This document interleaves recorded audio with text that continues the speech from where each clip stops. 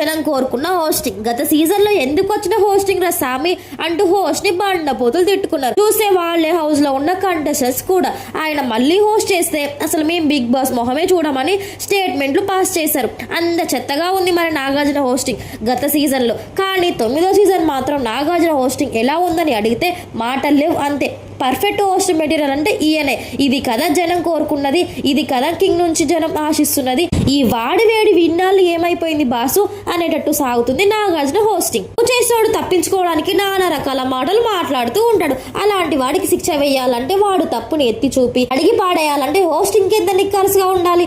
ఈ సీజన్ లో నాగార్జున హోస్టింగ్ అలానే ఉంది. పారామీటర్ ఫాలో అయ్యి హోస్టింగ్ చేస్తే ఎలా ఉంటుంది, అదే గేమ్ ఫాలో అయ్యి హోస్టింగ్ చేస్తే ఎలా ఉంటుంది అనే చేంజ్ ఈ సీజన్ లో స్పష్టంగా కనిపిస్తుంది. కేవలం హోస్టింగ్ మాత్రమే కాదు, ఆయన లుక్స్ కూడా చాలా మార్పు కనిపిస్తుంది. ఈ 5వ వారంలో కూడా నాగార్జున ఒక్కొక్కరిని తాట తీశారు. వీళ్ళు వాళ్ళని లేదు, తప్పు చేసిన ఎవరైనా సరే తొక్క తీయాల్సిందే అన్నట్టుగా ఊరమ్మాస్ అనిపించారు నాగార్జున. ఈ నేటి ఎపిసోడ్ లోకి సంబంధించిన ఫస్ట్ ప్రోమోలో భరణి తనుజకు క్లాస్ పీక్తే, ఈ 2వ ప్రోమోలో అయితే ప్రేమ జంట రీతు డీమలకు క్లాస్ పీకాడు. వాళ్ళు వేసిన కక్కుర్తి వేషలను కూడా బయట పెట్టాడు నాగార్జున. బెలూన్ టాస్క్ లో అడ్డదారిలో గెలవాలని ప్రయత్నించి అడ్డంగా దొరికిపోవడమే కాకుండా 1000% నేను అలా చేయలేదు అంటూ మాట మార్చింది రీతు. ఆమె పేరైన డిమాండ్ కూడా అదే సమాధానం ఇచ్చాడు. అబ్బెబ్బే మేము అలా చేయలేదు అంటూ మాట మార్చాడు. అయితే వీడియో చూపించమంటావా అని నాగార్జున చెప్పాడు. బెలూన్ టాస్క్ లో ఎంత బిలియన్ ఐడియా వచ్చింది రీతు నీకు.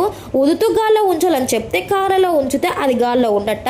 నిన్ను చూసి మిగతా వాళ్ళు కూడా అదే చేశారు, అందరినీ చెడదొబ్బా అని నాగార్జున అయితే కక్కుర్తి పనిని బయట పెట్టాడు. అయితే ఈ మహానటి అమాయకురాలుగా ఫేస్ పెట్టి సంచాలకుగా ఉన్న ఈమెయిల్ పై నెట్టేసింది. దానికి ఆ రోజు వాళ్ళు చెప్తూనే ఉన్నారు రామురాథోడు అయితే ఫౌల్ గేమ్ అని. వీకెండ్ లో నాగార్జున గారు వచ్చినప్పుడు ఖచ్చితంగా దీని గురించి అంటాడని కూడా చెప్పాడు. ఇప్పుడు కూడా అబ్బే నేను అలా చెయ్యలేదు, 1000% నేను పర్ఫెక్ట్ గా ఆడానంటూ దొంగ ఆట ఆడింది రీతు. నువ్వు సైడ్ నుంచి వేసేసావు అని చెప్పినా కూడా లేదు, అది నా హైట్ అడ్వాంటేజ్ ఇలా పెట్టారంతే అని ఆమె చేసిన కక్కుర్తి పనిని కళ్ళకు కట్టట్టు చెప్పాడు ఇమ్మాన్యుల్. సుమరణ దగ్గరికి వెళ్లి శ్రీజతో ఎందుకు పేరయ్యావని చిచ్చు పెట్టింది రీతు చౌదరి. అదే విషయాన్ని నాగార్జున ప్రశ్నిస్తే అబ్బే నాకు గుర్తులేదు సార్ అని తనకి అలవాటైన పద్ధతిలో మాట్లాడింది. దాంతో నాగార్జున ఇచ్చాడయ్యా పంచు, మామూలుగా లేదు, నీకు కట్ అయింది హెయిర్ మాత్రమే, మెమోరీ కాదు అంటూ ఇచ్చి పారేశారు. ఆ తర్వాత పవరస్త్రాన్ని ప్రవేశపెట్టాడు నాగార్జున.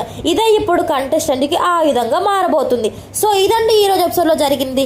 దీంట్లో ఎవరు తప్పు చేశారో నాకైతే కామెంట్ చేయండి. ఇలాంటి బిగ్ బేస్ కంటెంట్ కోసం నా ఛానల్ ని సబ్స్క్రైబ్ చేసుకోండి. Thank you for watching.